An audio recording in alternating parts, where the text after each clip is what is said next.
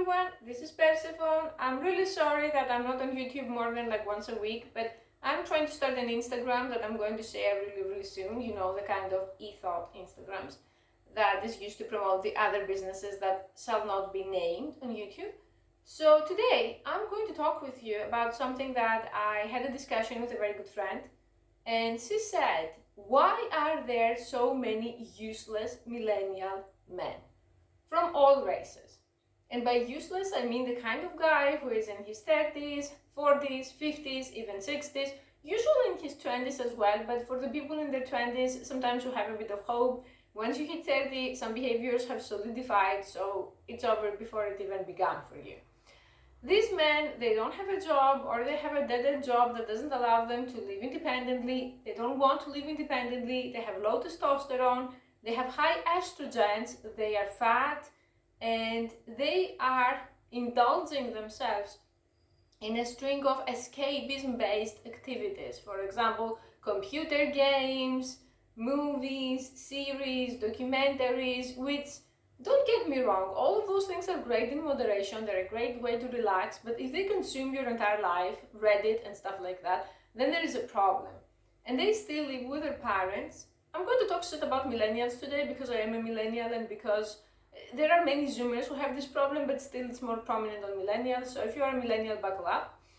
They live in this situation for years and years and years and years, and occasionally they have a fight with their parents about the fact that they are still incels and no woman wants them, and then what happens is the blind leading the blind phenomenon, that they ask the help of their other friends who are also incels. And their friends don't have any advice, because if they did, first of all, they would use it for themselves and they would stop being incels, you know what I mean? So what happens is that people don't know how to explain it. They talk about failed generations and this and that. So I decided to do dumpster diving in psychology and psychiatry, and I've been reading months and months about this. And today I have the answer to share with you. What happens, and we're going to say something very taboo here, is that essentially your parents fucked up.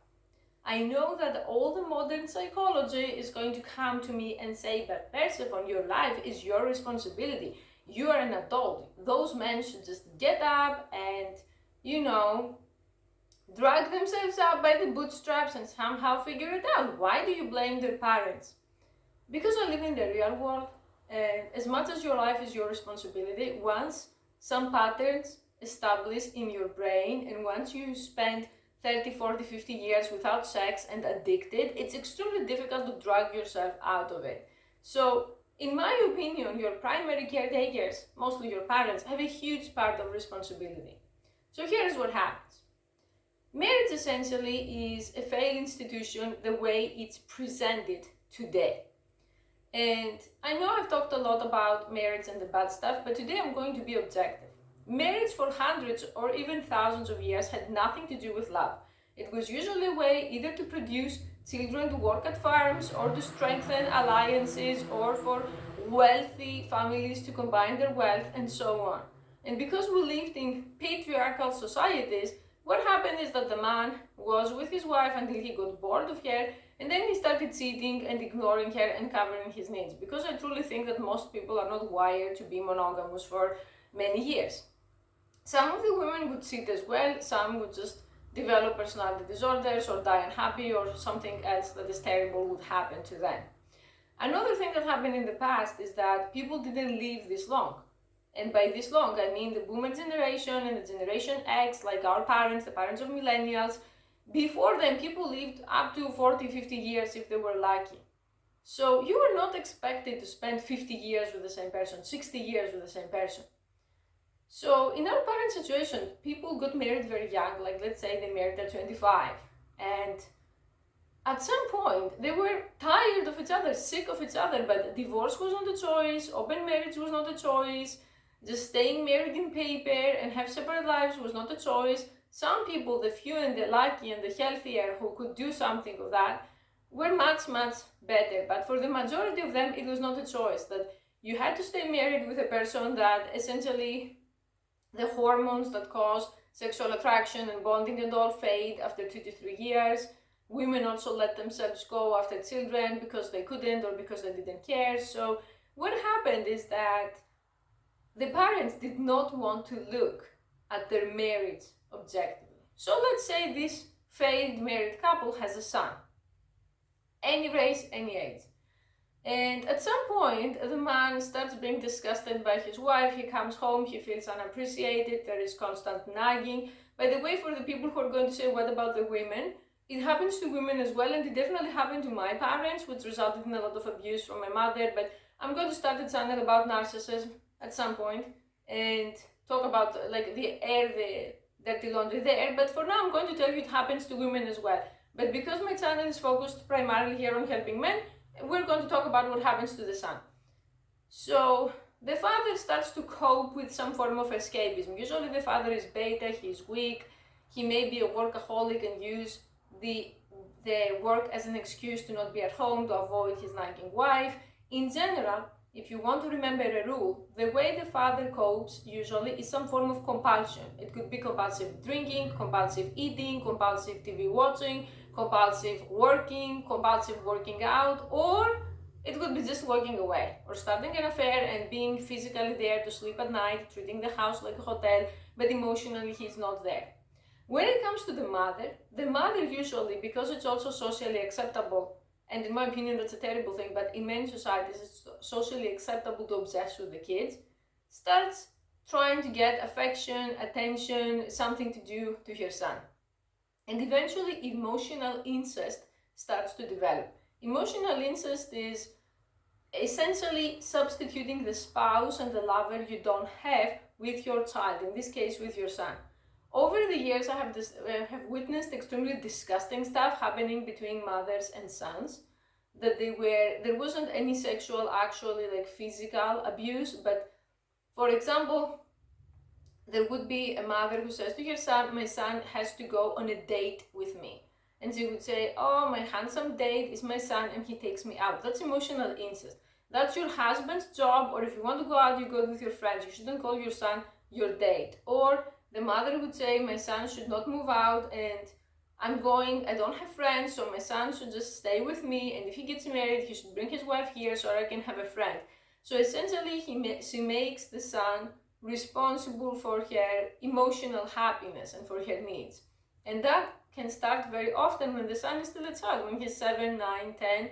And I have talked to men who told me my mother took me to her bed and like she didn't rape me or something, but she wanted to hug me in a way that made me inappropriate, or my mother would just walk in front of me dressed in a clothing that I didn't feel was appropriate, and a lot of sickening situations like that.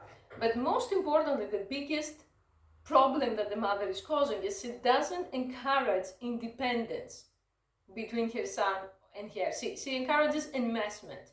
Enmeshment is one of the toxic situations that I'm obsessed with. I love talking about it because I'm also a victim of it. It's like when the family has this us versus the world mentality, and they tell you stuff like no one is your friend, no one is going to look out for you like your family, you shouldn't leave your family, and essentially they take something healthy and normal to care and be in touch with your family physically and mentally, and they twist it into something that prevents you from developing a personality.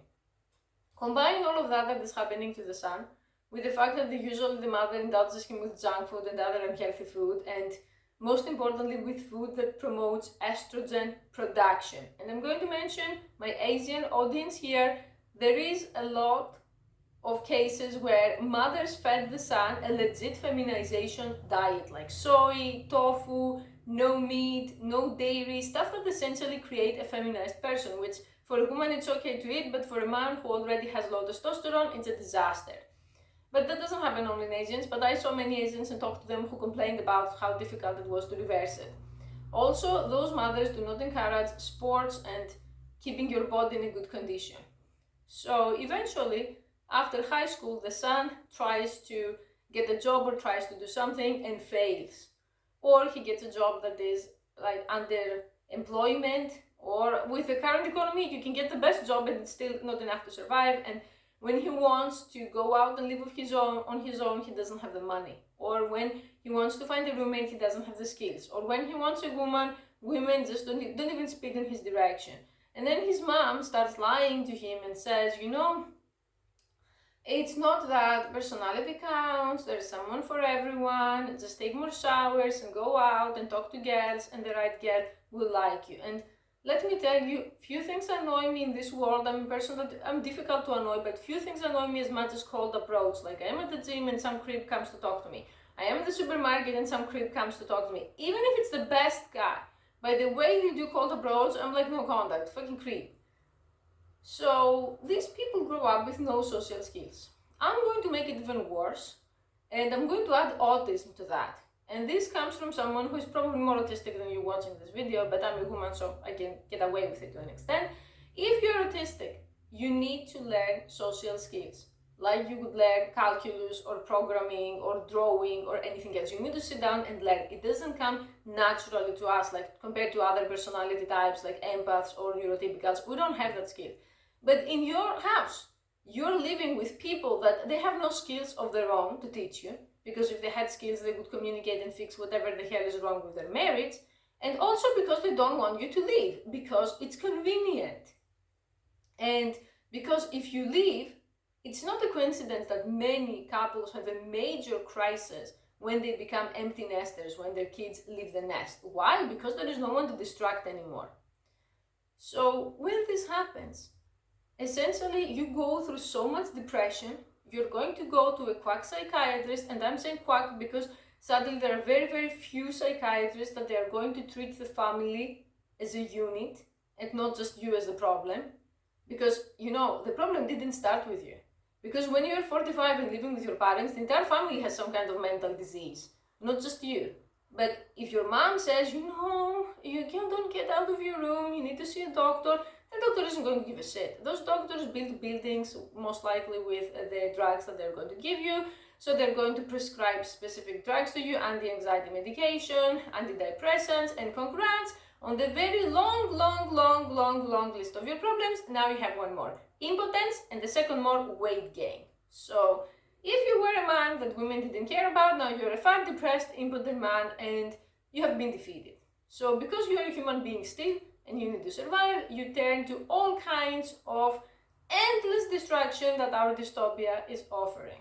Porn, food, junk food, documentaries, TV shows, games, and again, nothing wrong with distraction in moderation, but in your case, weeks turn into months, months turn into years, and like a car who is losing value more and more, your value is also dropping more and more. And I have to say that society is changing to again favor the women. The future is going to be matriarchal in many ways. So women started dating younger men compared to, let's say, 20 years ago. So if you are old and fat, women don't feel obligated to marry you unless you provide money, stability, something that they want, which you're not going to be able to provide because you're still rotting at your mom's basement. So my question is, what are you going to do? Like, oh my God, one day your parents are going to pass away. They're not immortal. You are not. You're 20, 30, 40 years younger than them. Then what? I'm going to say that in order for me to answer that, I'm going to have to talk for 3 days probably, because there is like not a short answer. Also, I would need to have more specifics about your situation. But because capitalism has started to affect me too, I'm going to tell you that there is a way to drag yourself out of this pit where your mom essentially threw you in.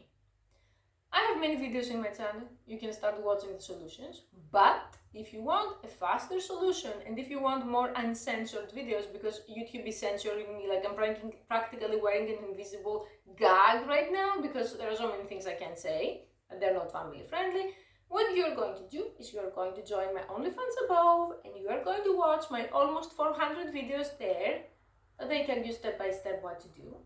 And you're also going to have a chat with me because there is a chat function that is similar to like Skype, Kik, Snap and all that. You're going to see that and you're going to tell me your situation and I'm going to help you. If you don't want to do that or if you don't have the money to do that, in this case you should save the money to do that. The easier solution is to watch everything else on my Sisyphean beta playlist. And we're going to come back to this topic and we're going to discuss more. If you want to keep something from this video, one piece of advice to start is that No one around you is your friend. Your mom is not your friend. Your dad is not your friend. Your best friend is not your friend. The people around you, if they were truly your friends, they shouldn't be lying to you. They shouldn't be saying shit like some girl is coming to love you. Season. They shouldn't be saying to you that looks don't matter. Looks are everything for men. Women are actually doing natural selection the same as with animals. And I don't feel that I'm sexist for comparing women to animals. Humans are still to a very big degree driven by biology and by instinct. And if you look everywhere in nature, females kill, kick out, abuse, and abandon the weak, defective, unattractive males. So the same thing happens with humans as well. So maybe there is some hope. There are men who are repressed alpha and they can learn how to act alpha. There are men who are just overweight or need to fix some things and they can find a partner. There are men that it's over for them and they need a vasectomy, chastity, and deserve a goddess. I don't know your situation, but I know this. If you're watching me this right now and you're depressed, hopeless, even worse on unnecessary, probably antidepressants, and I say unnecessary because antidepressants should be a tool to help you get out of bed to solve a problem, not something that makes you sleep 27 hours a day to forget the problem. You're not supposed to be impotent and fat for the rest of your life. And I'm sorry for saying fat in the sense of fat shaming. I don't want to shame anyone. But I'm going to tell you, this is how women see you. I'm speaking to you the same way women who talk to each other. They would say, oh my God, there is fat loser. He's 36. He has nothing going for himself. And he's messaging me like, dude, go to my OnlyFans. Why are you messaging me? What do you want from me? This is what they think about you probably. So I need to tell you the truth because only the truth can help you. Lies cannot help you. So whatever you want to do and whatever you start to do today, you do it in silence. You are not going to tell a single soul from your real life environment. If you want help, there are plenty of communities online. You can go read the Red Pill. You can go to places that they're about self-development, Facebook groups with strangers. And you can try to find people who are trying to figure out the same. Don't talk to the same people that they want you to be unhappy for their convenience, because essentially this is what it is. Your friend needs you to be a loser because it makes him feel less alone in his own loser situation. Your mom needs you to be her cuck because if you leave, then she has to realize that your dad is never at home and God knows which whore is your dad fucking behind her back, and she's not ready to face that. And after some point, I hate to say this, but for some people, they feel that the ship has sailed, especially women. They feel that they're 50, they're 60, they don't want to start over, so it's better to pretend there is nothing wrong. The problem is when you put on a show that there is nothing wrong, you need other actors on stage, you need extras on stage, you need other people on stage.